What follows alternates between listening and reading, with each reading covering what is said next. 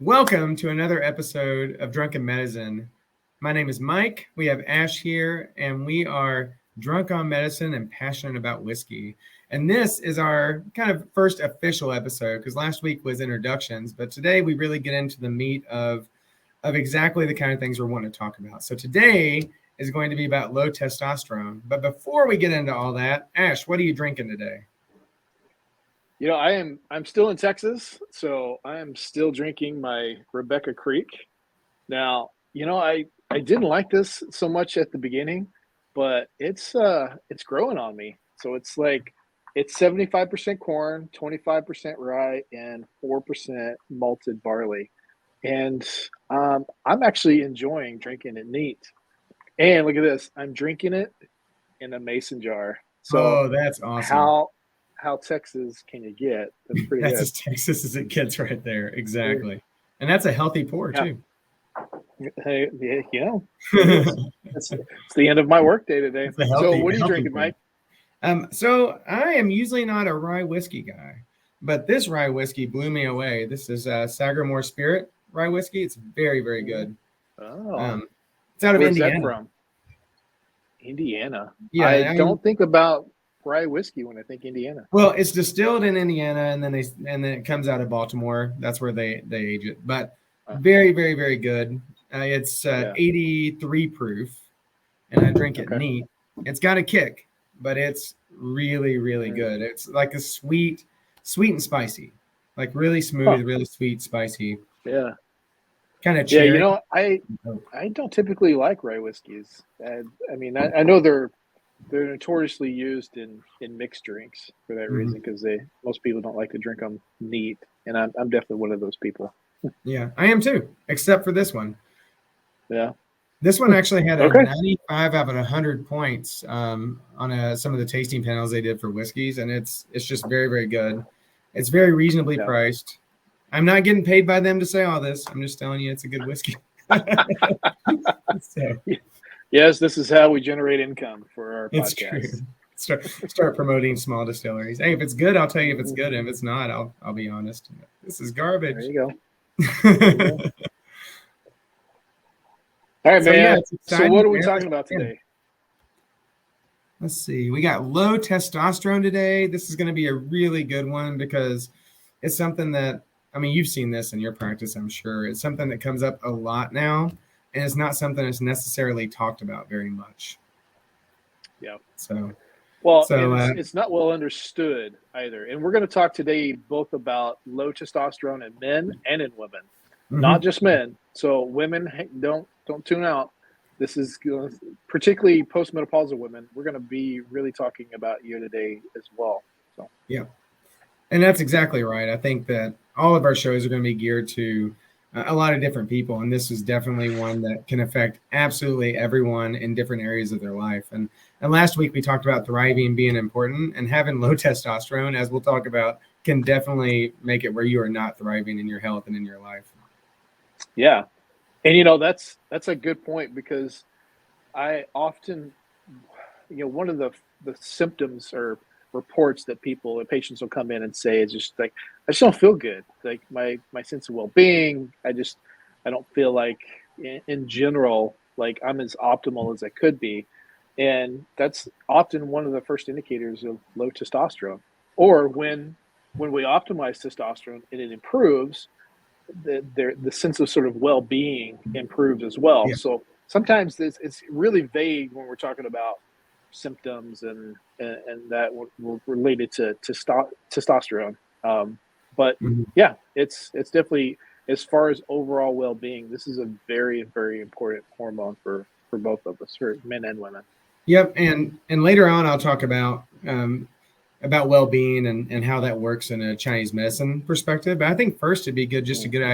to get a good idea of exactly what testosterone does, just physiologically, like what happens in the body. And so I was going to leave that to you to kind of explain in the most non-boring way possible. Well, I can't promise it won't be boring, but here we go. So first, before we kind of jump into that, I think a big question is why, why would we do a podcast on low testosterone? Well, let me just throw a couple of statistics out there for you. 39% of men over the age of 45 have low testosterone, Mm. measurable low testosterone. And that's a testosterone level of below 300. Mm. Now, that's almost inconsequential when we start talking about testosterone and the importance of free testosterone and some of those things we'll get into here in just a little bit. But so just know that this percentage, this 39%, this is really the top of the iceberg here. There's so much more involved. We don't really have good statistics on younger men, but I'll tell you, I see guys in their 20s and 30s with testosterone levels in the 300s, low 400s, definitely suboptimal levels, and they have symptoms of low testosterone. Mm. The other aspect too is 50% of postmenopausal women report very low libido, and that's definitely part of sort of that low testosterone picture in women. We don't really have a good percentage or sort of statistics on, low testosterone in women, just because those reference ranges are really low. And so you can have very insufficient or suboptimal levels of testosterone as a woman, and technically you're normal based on the reference ranges. But Yeah. those reference ranges are very, very arbitrary, in my opinion. Yep. I agree. All right, so let's talk about first how testosterone works. So testosterone is it's a hormone, and most hormones work in a what's called a negative feedback loop. And the way this works is your brain detects how much testosterone is in circulation, and then that determines how much of the signal it sends to that organ to produce testosterone. So in men, that's your testicles, and in women, that's, well, some it's your ovaries, adrenal glands, and some other areas too. But so just to be simplistic here, let's talk about men. So your brain detects how much testosterone you have floating around, and that determines how much of the hormone, luteinizing hormone, it produces to stimulate your testicles to make testosterone, and that just kind of feeds back to your brain. Mm-hmm. Okay, so that's kind of typically how it works. So there are a few different ways that testosterone can be diminished. We kind of talk about this in the relationship to like primary and secondary hypogonadism, or sort of low testosterone. Mm. Primary would be like at the testicles, like something's wrong with the testicles. They can't produce enough testosterone. And yeah, some of that can be genetic. It can be physical damage, or certain diseases like cancer and stuff like that in the testicles. But that's usually a pretty low percentage of guys with low testosterone. Mm-hmm. The second one is secondary hypogonadism. This one's probably more common. This has to do with the brain. So the part of the brain that's producing that stimulating hormone to stimulate your testicles to make testosterone is not working properly. And that's part of like what andropause is. So Mm. andropause is that slow decline of testosterone over time as we age, just kind of similar to menopause, except this is more insidious. It's really slow. Generally, about the age of 30, men start to decline in testosterone by about 1% per year. So if that's happening around 30, by the time they're 60, they've dropped 30% at least in their percentage of testosterone. So Wow. you got that. You got damage to the brain. So concussion. This is my personal story.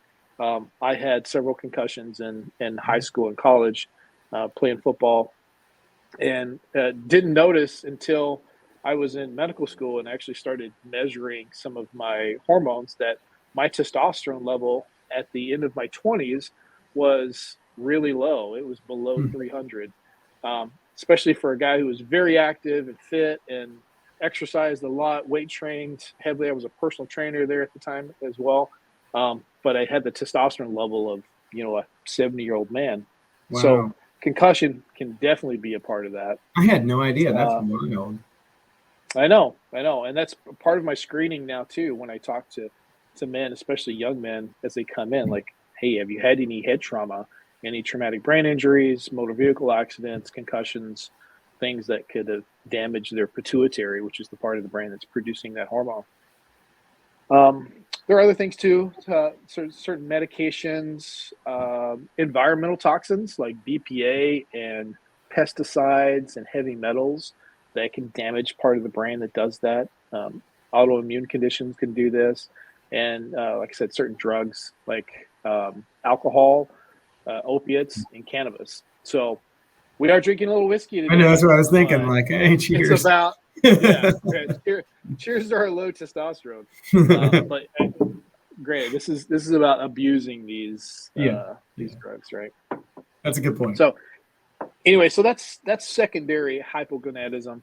There's another part that we kind of sort of call peripheral hypogonadism, and that's just where it's more of a functional issue. And so this could be where their binding proteins are really high. This is called sex hormone binding globulin. This is what binds to testosterone. So all of our sex hormones are bound to a protein. This helps to extend their half-life, so it helps them float around in the bloodstream for a lot longer. But as long as it's bound to that protein, it's not free to do what it's supposed to do. So this is an instance, and this actually happens quite often, especially with younger men, is they'll come in, we'll measure their total testosterone levels, and they're fine. Say they're like at 500, but we measure their free testosterone, and it's low. So they could still experience symptoms of low testosterone, even though their total testosterone is technically normal, okay? And that's because they don't have enough of the active testosterone available to do what it's supposed to do, so they can still have symptoms of low testosterone. So this is part of that sort of peripheral kind of issue that can happen. Like I said, a lot with men. We see this in women sometimes when they're on birth control. Men, if they're exposed to a lot of the estrogens in their environment, like BPA and other plastics and things like that, that act like, they're called xenoestrogens. They act like estrogen. That can increase your liver's production of this binding protein, and so you start binding up a bunch of your hormones, and then so you can get this sort of dysfunctional hormone sort of regulation issue kind of going on, even though your total numbers are fine, which tells us like it's not your testicles that's the issue, right? You're making enough testosterone. You're just not freeing up enough of it to be active to do what it's supposed to do. Yeah. So, anyway, that makes sense. Yeah, that makes sense, and it's interesting. And again, we'll talk about this later in the show, but it really matches up a lot with the Eastern perspective, even though they didn't have the same terms. So I just find it really, really interesting that they kind of come together just in their understanding, even though it's different terminology. So that's terrific, and it's a really good way to understand what's going on in the body, because most people just think testosterone, weightlifting, beefcake. I mean, that's the American mind of like, well, I don't want to be a huge bodybuilder. So is this really relevant? Yeah. So I'm curious, from a Chinese medicine perspective, like how would you assess like a male or female with low testosterone? Like what would be, I guess, some of the terms? Because I know with Chinese medicine, the terms are a little different, yin and yang and all this.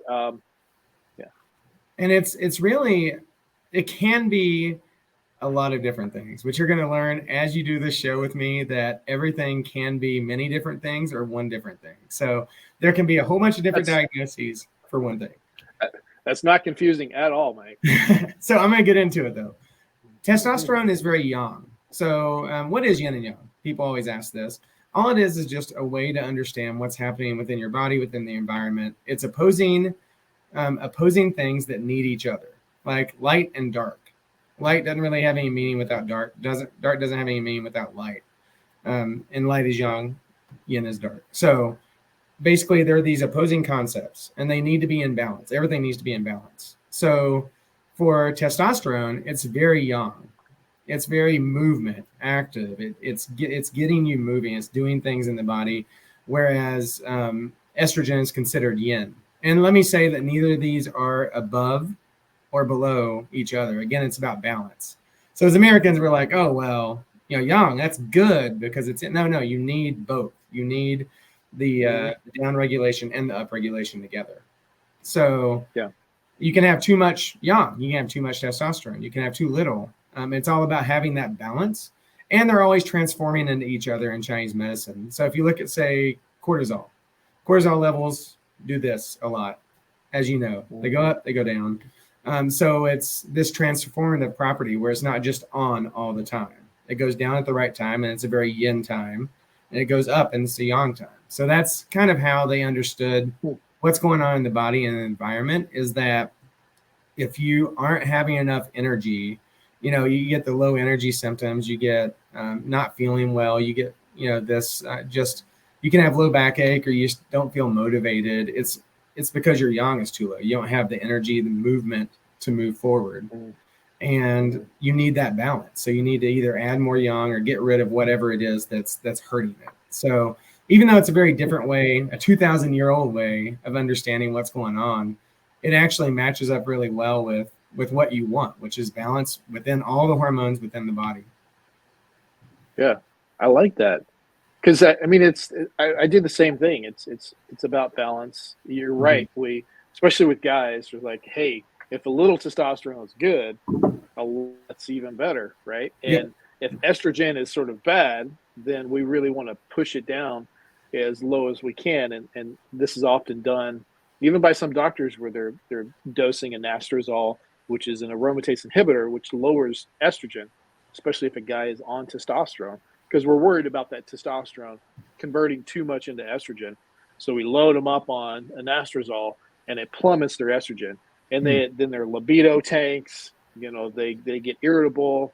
Uh, Mood instability occurs. Like there are some significant side effects from that because we haven't achieved that balance. We're just trying to push one side of that equation much higher than the other side. So Yeah. I like that Chinese medicine kind of already figured this out a long time Yeah. ago. And it's really interesting too, because so this really confuses people, but there's not organs for this in Chinese medicine. Like the testicles are not, they're not organs. They are not like glandular, they're nothing, because what they will say is like kidney yang deficiency. And you're like, well, Hmm. kidneys, like from a Western perspective, kidneys are kidneys. Like they, Yeah. but it takes into account hormones as well. It takes into account the adrenal glands. It takes into account sex hormones. It's basically a grouping of all the root stuff you need, like that Mhm. tends to decline as you age. It's called Jing. It's the essence that declines as you age. And so if you think about it, it just wraps up all those hormones. And so, kidney yin is not only this. I don't want to oversimplify. My acupuncture friends are going to be like, dude, you oversimplified it. But kidney yin can be among other things, estrogenic, whereas kidney yang can be testosterone. But Mhm. when you hear kidney, don't think, oh my gosh, my kidneys are failed and now I have to go to my nephrologist and get a transplant and like, down that rabbit Right, hole. right, right. Mhm. It's not that, but really it is just about, again, balance. It's like how they understood what happened in the body and how it interacts with the world. And another thing Yeah. you said, which really matches up well, is the stuff in our environment that increases, that blocks the testosterone, that Mhm. those estrogen, the what did you say in the bottles? The xenoestrogen. Yeah, Xenoestrogens. Thank you. And that makes yeah, sense because you're adding more and more yin to the system in a Chinese medicine mhm, perspective, which upsets the balance. So it's the same yeah, thing, just with different terms. yeah. That's cool. I love it. Yeah, Um, cool. So it's like we're speaking the same language without speaking the same language. exactly. And it's cool because they're using 2,000-year-old technology, which is what they have, but they're still coming to the same basic conclusions, just in a different way, which is Yeah. No, cool. that's great. I mean, I, that to me is evidence of just confirming like we're on the right track when you have different aspects or people coming from the same problem from different perspectives, but they're coming down to the same conclusion, Yeah. right? Then that's evidence like, all right, I think we're on the right track here when we're separately coming to that same conclusion. So, Exactly. And I think that's cool. That's why the medicines can work so well together too, I think, is because mhm. it's a different way of seeing the same thing. And so you can work at it from different angles, which I really like. Yeah, yeah. So I'm curious if there was a man come into you, say like a 50-year-old male that's having symptoms of would it be yin deficiency It could or be low a yang testosterone? deficiency. And so it's Right. in younger people with low testosterone, it tends to be more yang deficient. And in Okay. older people, it tends to get more yin deficient, because it Oh my really, gosh. Yeah. You're blowing my mind here, Mike. So I thought I had this understood, but I don't. no, and really it just depends on, there's different sets of symptoms and those change as you get older for some people. So like Okay. fatigue is always deficiency, almost always deficiency. So no matter Yeah. what, that's going to be deficient. But as you get older, perimenopause, you mentioned perimenopause, like low testosterone in a woman who's perimenopausal is actually going to present as yin deficiency because all the hormones just get out of balance. And so, and you can have yin within yang and yang within yin because all these things are interacting. So you can have testosterone that is relatively low, but then you have these other hormones that are out of balance. It's just going to throw off the balance. So it's all about the balance. That's everything. Yeah. Yeah. Yeah. Okay. That makes sense. Makes sense. Yeah. The other thing I wanted to kind of throw out there too is, from a modern medicine perspective, there are certain hormones that oppose each other. Like for testosterone, a major opposition hormone is cortisol. Mm-hmm. So it completely makes sense that we're seeing, low testosterone in younger people now because we live in just a more stressful environment. People are stressed out all the time. They're not sleeping well. Their nutrition's poor. They sit on their butt all day. Like all these things are going to contribute to that overall stress on our bodies and the need for more cortisol because we're, running from the bear all day long sort of scenario. Well, if we're doing that, then we're not going to shunt resources to make testosterone because for men, that's our sort of baby making, hormone. It's tied into FSH, which helps with spermatogenesis, which makes sperm in the testicles. So that all that stuff is tied together. So if our bodies are stressed, we're we're trying to survive, not procreate, right? So we're going to shunt resources away from trying to make babies and more towards running from the bear. And so that's why cortisol and testosterone sort of oppose each other that way. And I'm glad you brought that up because in Eastern medicine, one of the main causes of low testosterone, these deficiencies, ED, all that is actually too much stress. And I'm talking like environmental stress within your body stress. So they've been saying this for 2,000 years that if you're having too much of these stressors, it basically just suppresses everything and makes it where you get out of balance and you end up with all these symptoms. Stress is actually one of the root causes of a lot of this within Eastern medicine. So it's really interesting. Yeah, that's interesting. So let's get down to the nitty gritty. Like, if you had a male or female come in and you've got some yin deficiency, or depending on their age or whatever it might be, how are you gonna approach that? How are you gonna treat it? So multifaceted. I'm going to ask a lot of questions to get to the bottom of exactly what's going on from an Eastern perspective. Do they tend to run hot or cold? Fatigue's probably going to be a part of it. If they're a male, is there an ED component? Is there some other deficiencies that I'm seeing? Are there issues with their eyesight? Are there issues with their motivation?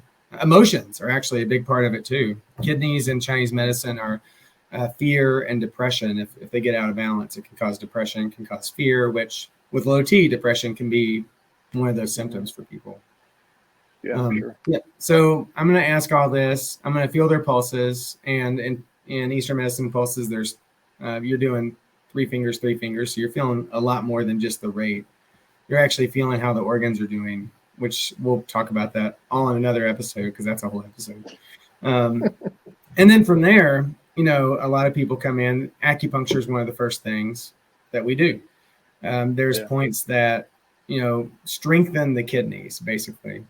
And it works. I mean, it's really cool. And you'll add in something called moxibustion. Have you ever heard that? Mm-hmm. Yep. So moxibustion's awesome. So you're burning this really stinky mugwort herb. It smells terrible. It's very stinky. Yes. Yeah, it's bad. It's bad. People think you're like smoking dirt weed or something. When they walk in, it's bad. Oh yeah. We had the experience working together in Alaska. Yeah, and some places won't actually do it, even though it's beneficial, because it's so upsetting to the patients. But so you get all these symptoms. Low libido is another symptom. Like these are the symptoms you're looking for. You do acupuncture for kidney points and also in the lower abdomen, like between the belly button and the genitalia. There's a really good point. And then you'll add moxibustion. Everybody's like, why are you burning this stinky herb? Well, there's actually been research that they studied 24 male athletes with low testosterone, and they added acupuncture and moxibustion. And after 12 weeks, all their testosterone levels went significantly higher with the two combined. Huh. Interesting. Wow. And from an Eastern perspective, it's actually adding heat. So yang is heat, fire, movement.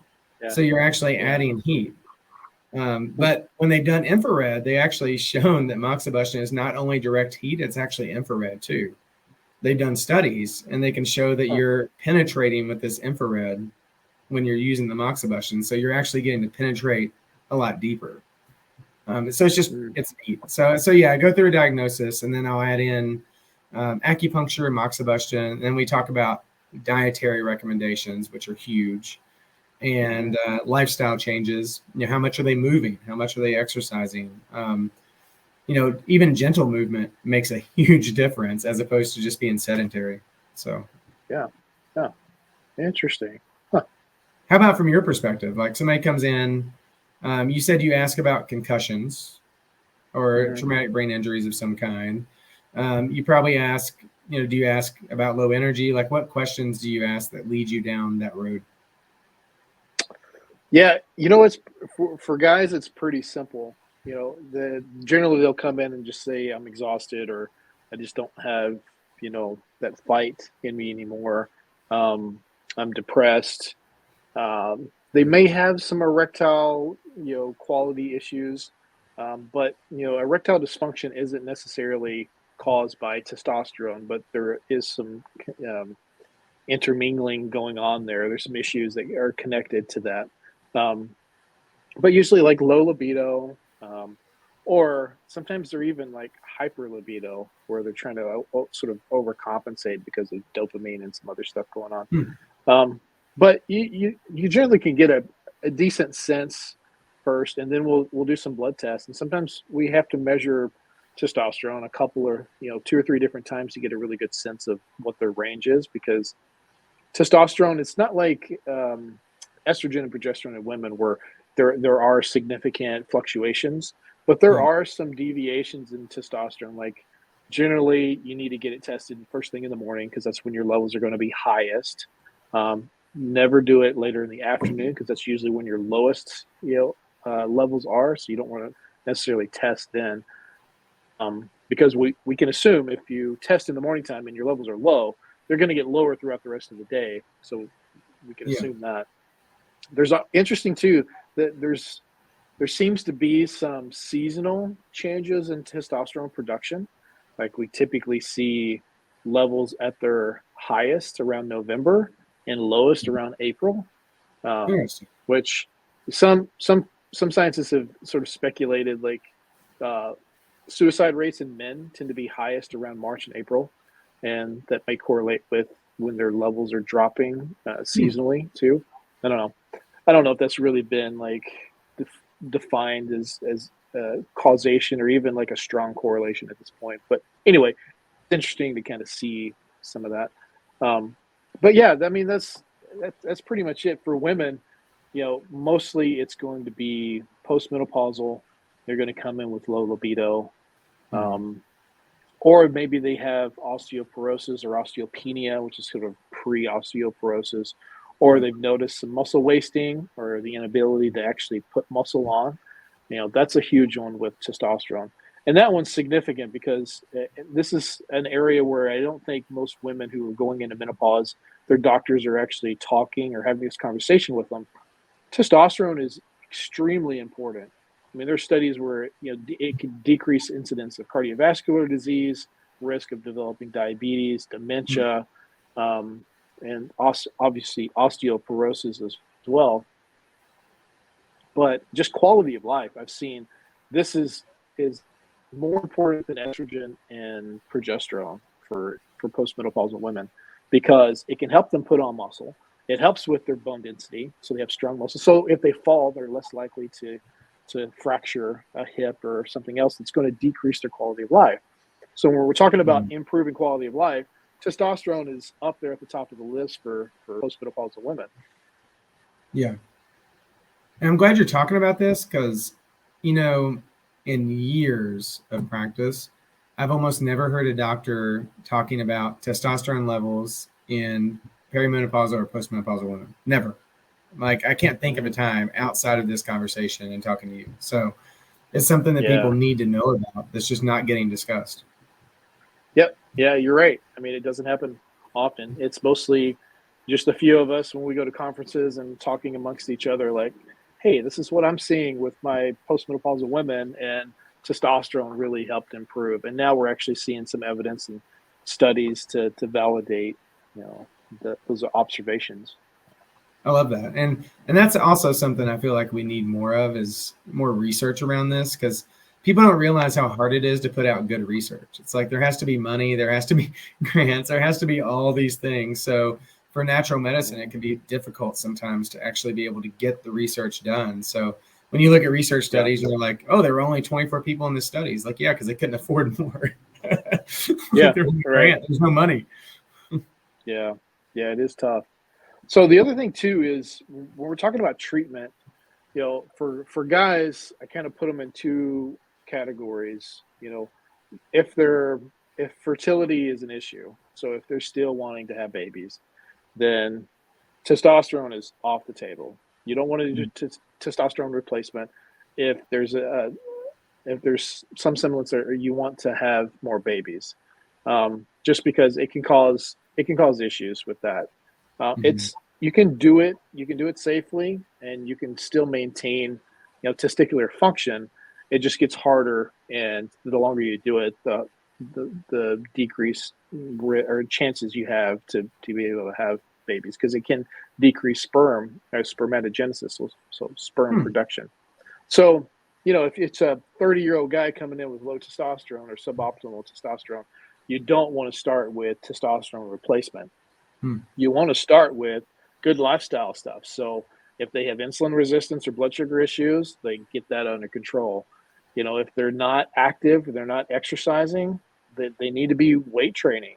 You need to be weight training at least 3 days a week, and 2 of those need to involve lower body. So you need to use those big muscle groups. There have been studies that have done this where they take the same group of guys and they measure their testosterone levels at the beginning, and then they measure them after a big upper body session, and then a lower body session, and then a cardiovascular session, just to see what their testosterone does before and after. And the only time that they actually saw a significant increase in testosterone was after the lower body exercise routine. And so it makes sense. You're using those really large muscle groups. And so don't skip leg day. I know, I was about to say, don't skip leg day. You hear that in the gym, but it's true. Like, if you want good testosterone levels, do not skip leg day, because that's crucial. I don't want to hear that. Yeah. So you got to get in the gym, you got to stay active, and then you got to try to eliminate as many of those obstacles as you can. And that's usually where it comes down to. It's the obstacles. It's not that you can't produce enough testosterone. It's because there's something in the way, whether that's stress, sleep apnea, you're not sleeping well, you're overweight or obese, and you've got too much fat. Because remember, fat can produce aromatase. Aromatase converts your testosterone into estrogen. So it's kind of like, it's one of those scenarios where the fatter you are, the fatter you get, because you convert more of your testosterone into estrogen when you have more fat and more aromatase. So losing weight, losing fat specifically, gaining muscle, is one of the fastest ways you can really crank your testosterone levels up quickly. Some other things too, getting enough protein. So, somewhere around a gram of protein per pound of body weight. Less alcohol. So if you're drinking more than, a drink or 2 per night, that's too much, especially consistently. Or if you're binging on the weekends and you're having 3 or more drinks, at a certain time, at the same time, both of those kind of scenarios can really drop your testosterone levels. Interesting. And it's funny you mentioned that too, because I'd mentioned kidney, but the other big component with these hormones in Chinese medicine is liver, the liver in general, and how the liver processes. And so I find that Mhm. interesting that too much consumption of alcohol, because that's actually mentioned in the ancient literature too. Is too much alcohol, not enough exercise, or too much where you just exhaust your body to the point of you Yeah, can't move. yeah, yeah. That's interesting. Wow. So the other aspect too, if it's a guy who's past sort of childbearing years, they don't want to have any more kids. Typically, these are guys like that are starting to get into their 40s. They're like, all right, I'm done with kids, but I still want to be able to build muscle. My testosterone is low. We've tried all these other things, and it didn't really bump up their testosterone much. Those are the guys that are, going to be good to go with testosterone replacement. And this may be a whole nother episode in itself Mhm. of the options or the medication options for testosterone replacement, because you've got injections and pellets and creams and troches. And I mean, there are a lot of different possibilities there. Yeah. And you have to work with a doctor who knows what they're doing and knows how to monitor these different medications appropriately, because this is probably the biggest issue I see in my practice is I'll have a guy come in who's been on testosterone replacement, and he either got off of it because things were going they were messed up. He was producing too much estrogen, or he took too much anastrozole, and now his estrogen is too low, or his DHT got too high, or there's so many different things that can happen when you're not monitoring those levels appropriately and making those adjustments, because like you said, it's all about balance. So when we're talking about replacement, it's still about balance. It's not Yeah. about just cranking up your testosterone to 2000 and feeling Mhm. great, because that's not going to happen when you're over converting to some of these other things and your hair is falling out, and you're fighting with everybody that you come across. And it's just, yeah, it is still truly about balance. Yeah. And I tell my guys, hey, it's going to take a year or two oftentimes to figure out what that balance is going to look like after adjusting dosages, retesting and adjusting, and dealing with all sort of the compounding variables that play into that, like stress and sleep and all that kind of stuff too. Because if you don't do it right, you can jack up a guy's high blood pressure. You can give him sleep apnea or make his sleep apnea worse. He becomes bald because all his hair is falling out. He enlarges his prostate. I mean, there's some serious stuff, side effects that can occur if you're not doing your due diligence here. So, I'm glad you said that too, because that's actually one thing I've run into in practice is a lot of people who have been on testosterone replacement, or they've had these testosterone treatments, and it's just been this cookie cutter, just slam them with testosterone. I mean, just slam them with testosterone, and then they yeah, have gnarly side effects, and they're like, "I'm out. I'm done. I guess I'm just going to have low T because I'm not doing that." yeah, right. Yeah, and it's that's just there is an alternative. It doesn't have to be that or no testosterone at all. It just requires some finesse. Yeah. Yeah. And I love that you also talked about lifestyle stuff. In Eastern medicine, lifestyle is very important. Correct exercise, movement, not too much alcohol, foods. It's funny that in Eastern medicine, it's a lot of fish and seafoods, omega stuff with a lot of omega 3s, Hmm. meats, sometimes even organ meats, that kind of stuff are the things that they would recommend for people Yep. with these kind of symptoms. So having that lifestyle and what they're doing at home supplement what you're doing is just so important. Yeah, absolutely. Vitamin D is another one. Oh yeah. It's vitamin D is a pro hormone, so it helps to make your other hormones. So if your vitamin D is low or suboptimal, it's going to affect your hormones. It's going to happen. And so if you're especially in Alaska, I mean, we've seen this a lot. Your vitamin D is in the 20s or 30s. It's affecting your testosterone. I can guarantee it. I met somebody with an 8. They came in with a Ooh, vitamin D of 8. yeah. That's so when I went to med school in Seattle, um, it was the first no, second winter I was there. I got double pneumonia. It was crazy, like sickest probably I think I've ever been in my life. Um, but I had my vitamin D levels measured at that point, and they were 5. That Oh, was the oh, lowest that the lab at the time could go. And I was that's just like, bad. that's crazy. And I grew up in Texas, so you know, and stayed outside most of the time. So vitamin D was never even on my radar until I moved to Seattle and figured, okay, I should probably take this now. Mhm. So So, yeah. so for the stress component, do you ever work with people on ways to reduce stress and anxiety? Is there anything that you do in that direction to just help make sure that they're getting support and not kind of going against your efforts? Yeah. Honestly, I talk about stress every day with every patient because it's at the top of the list as far as obstacles to good health. And we live in a very, very stressful society and environment. And everything that we do pretty much goes against our body's ability to maintain homeostasis, right? So it's Mhm. like, again, poor nutrition, we're too sedentary, we're not sleeping enough, we're just highly stressed a lot. So yeah, I talk a lot about stress with Mhm. people because it can be such a huge obstacle.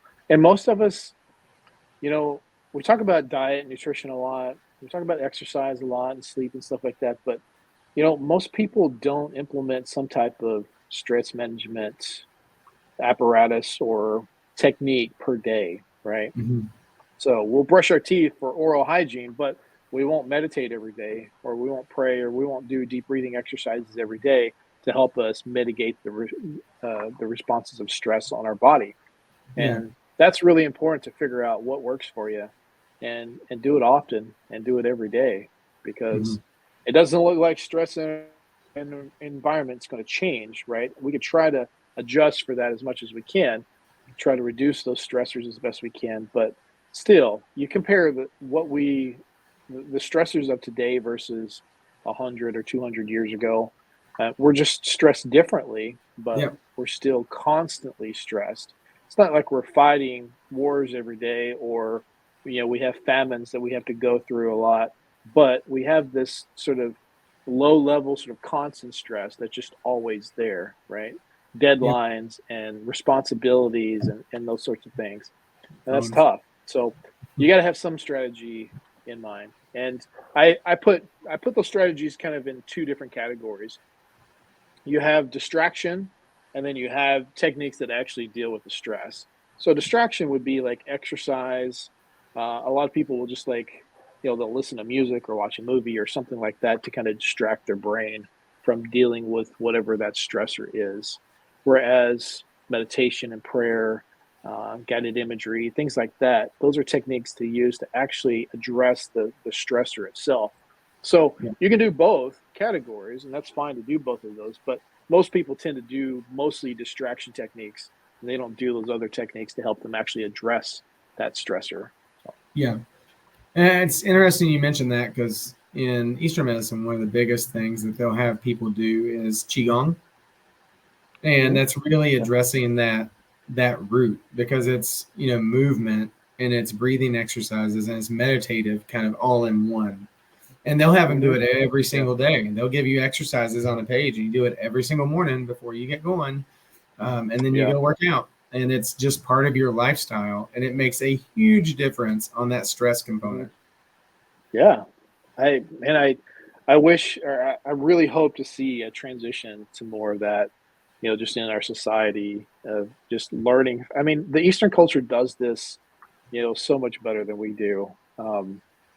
And so hopefully we can learn from that and try to implement some of those strategies too. Yeah, one of my teachers did Tai Chi. He was talking about being in China, and he said they did Tai Chi every morning in the park. That Yeah. that movement every single morning for health, and it was just part of the lifestyle. It's what you did, Right. Yeah. Man, I love it.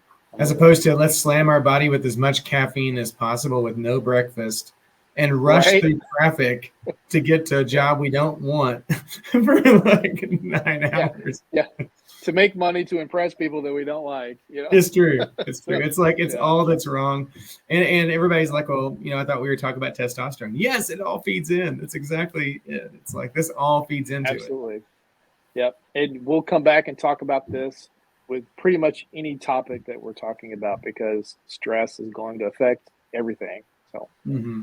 so let's kind of bring this back in, Mike, Mm-hmm. and anything else you want to talk about as far as testosterone or applications or treatment strategies or any kind of tidbits you want to throw in there before we kind of wrap this up? No, mainly just a recap of what we talked about with, good exercise, good clean diet, making sure you're eating stuff that's going to support, what you want, like good omega-3s, vitamin D, shellfish, stuff like that in moderation, of course. Don't go overboard and eat like, I'm going to eat 6 pounds of shrimp a day because I can. Yeah, right. Qigong or breathing, meditation, that kind of stuff is going to be huge. You aren't going to go in and treat your own kidney, but if you're looking up stuff online, looking up kidney and liver qigong exercises, you can just go on Google and find all of these things and be able to do them at home. They're really simple and Yeah, stuff that you can yeah, do at home. And acupuncture and moxibustion if you have a person close to you that's trustworthy. But don't try to do it yourself. I have to say this to my guy patients because a lot of guys are like, I'll just put in the needles myself. Don't do that. It's a oh bad yeah, idea. sure. It's a Yeah, terrible idea. yeah, I But get yeah, that. that's mainly it is, and above all, balance, making sure that you're balancing your stress, you're balancing, even sex. It's like people want to have higher testosterone, so like I'm gonna have to start having sex 3 times a day. Like, no, that's not Yeah, balanced. Do that. no, that's not balanced. Yeah, it's not balanced. So that Yeah. would kind of be my wrap up. How about you? Yeah, so, it still comes down to prevention, right? So, if we're more preventative minded, then we can try to slow down the decline um, of testosterone as we age. If we've got in mind to do those strategies that help maintain a good, healthy level of testosterone, because this is not something that we see in older men that are part of another generation. It's like I measured my 80-year-old grandfather a few years ago, and his testosterone was double mine. So it's like this is more of a phenomenon that's occurred over the last few decades because of this increased stress level. I mean, we're seeing everything from a decrease in testicular and penile sizes too over the last few decades. So it's like obviously this is having there are a lot of factors that have an effect on our testosterone levels. So we have to be more cognitive of being preventative minded and creating those strategies in our teens and our 20s that are going to help us maintain our testosterone so it doesn't decline as extreme as it is now, because this 1% sort of decline was something that we learned a long time ago. So I'm curious to see if that were actually done again, to see if that decline would be even more precipitous now than it Mhm. was previously. Like, is it now 2% a year or 3% Mhm. a year, or And I don't know, but I would guess it's probably higher than it was. So we have to be preventative minded when it Yeah. comes to our strategies there, because it's easier to maintain it than it is to try to get it back once it's lost, right? Once we've kind of lost that function, it's really hard to get it back. Um, Mhm. and then I think this will be a completely different episode, is just talking about testosterone replacement, because there are a lot of just bad information out there, like testosterone replacement causes prostate cancer and kind of crazy stuff like that. That's those myths that have been spilled. But I would like to kind of come back to this and be able to address some of the testosterone replacement stuff. Yeah. Like I said, maybe in a later episode.